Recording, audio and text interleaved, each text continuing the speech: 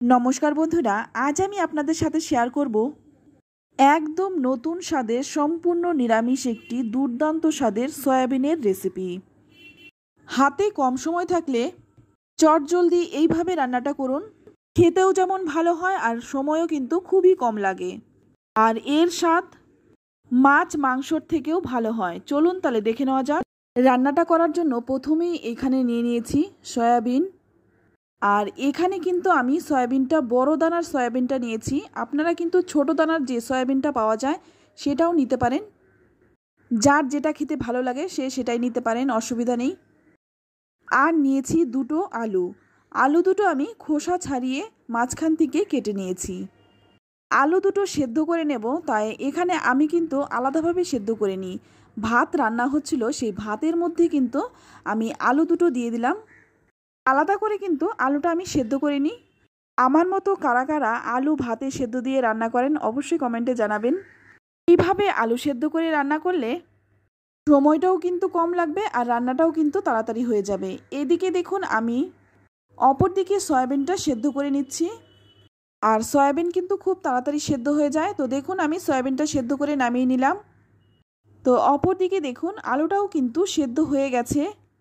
আমি ভাত থেকে তুলে নিয়েছি। এবার আলুটা পাশে রেখে রান্নাটা যে আমি কড়াইতে করব তাই কড়াইটা আমি নিয়ে নিলাম। তো এবার দেখুন এখানে আমি যে আলু দুটো সেদ্ধ করে নিয়েছি, একটা আলু আমি ছোট ছোট টুকরো করে কেটে নিয়েছি।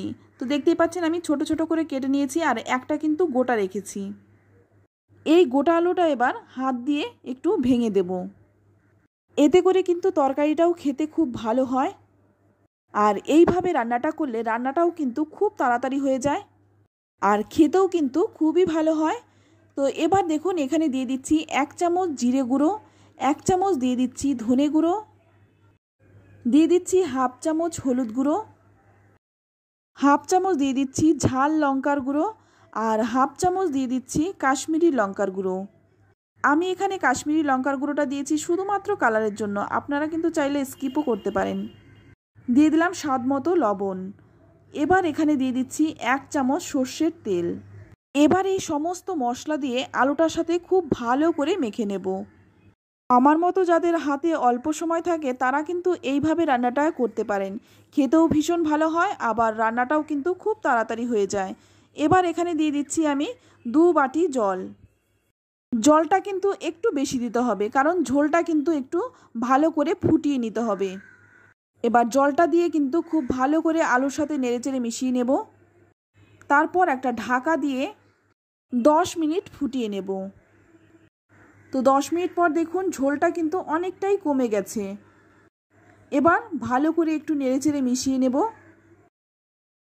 ভালো করে নেড়েচেড়ে এবার ঝোলটাকে একটু আবারও 2 মিনিট ফুটিয়ে নেব। ঝোলটা যদি ভালো করে ফোটে তাহলে কিন্তু রান্নার স্বাদটাও ভালো হয়। তো এবার দেখুন নামিয়ে নিলাম।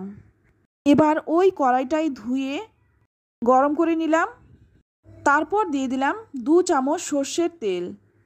এবার তেলটাকে ভালো করে গরম করে নিয়ে কড়াইতে ভালো করে লাগিয়ে নিলাম। তারপর সেদ্ধ করে রাখা সয়াবিনগুলো দিয়ে দিলাম। স্বাদ মতো লবণও দিলাম। দিয়ে ভালো করে একটু নেড়েচেড়ে মিশিয়ে নেব।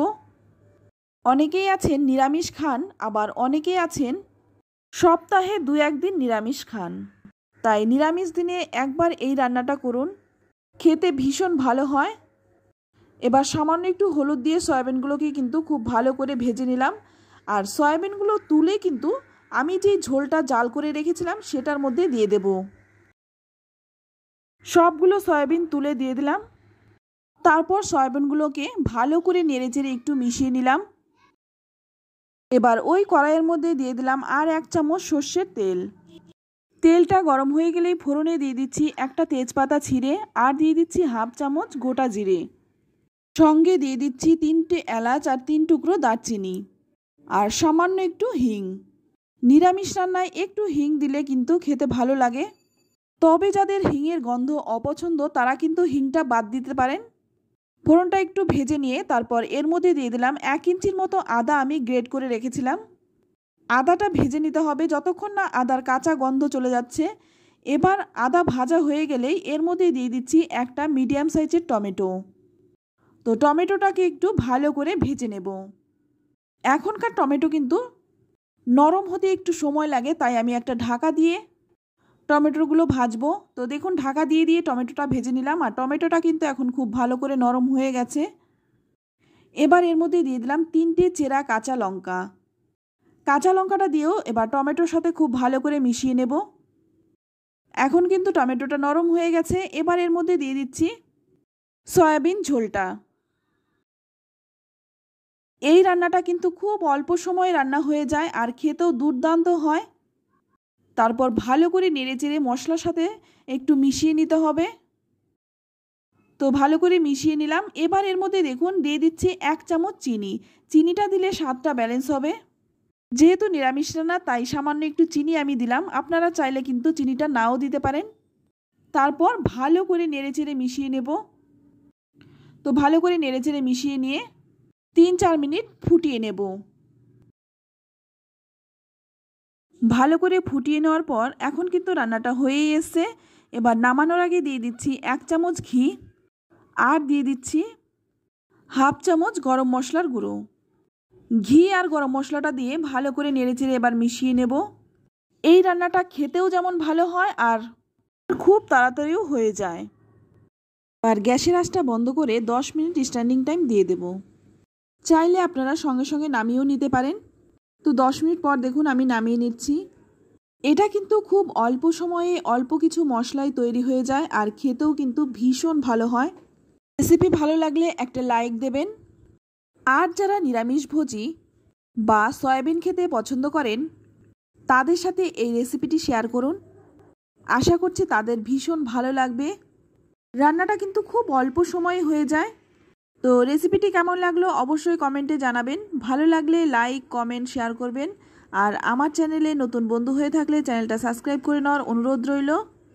আজ এই পর্যন্ত, আবারও দেখা হবে অন্য কোনো নতুন রেসিপিতে। সকলেই ভালো থাকবেন, সুস্থ থাকবেন। ধন্যবাদ।